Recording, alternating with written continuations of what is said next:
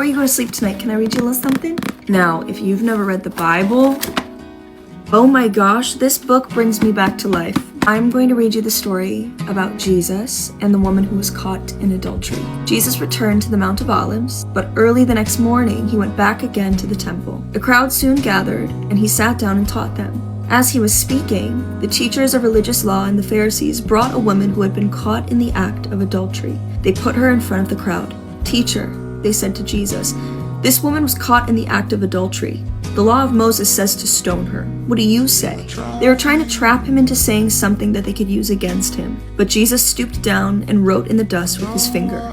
They kept demanding an answer, so he stood up again and said, "All right, but let the one who has never sinned throw the first stone." Then he stooped down again and wrote in the dust. When the accusers heard this, they slipped away one by one, beginning with the oldest, until only Jesus was left in the middle of the crowd with the woman. Then Jesus stood up again and said to the woman, "Where are your accusers?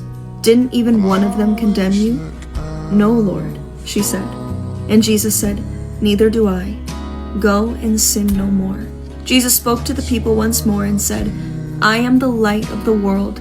If you follow me, you won't have to walk in darkness, because you will have the light that leads to life." The Pharisees replied, "You are making those claims about yourself. Such testimony is not valid." Jesus told them, "These claims are valid, even though I make them about myself, for I know where I came from and where I'm going.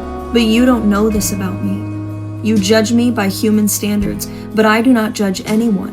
And if I did, my judgment would be correct in every respect, because I am not alone. The Father who sent me is with me." "Where is your Father?" they asked. Jesus answered, "Since you don't know who I am, you don't know who my Father is. If you knew me, you would also know my Father." Jesus made these statements while he was teaching in the section of the temple known as the treasury, but he was not arrested because his time had not yet come.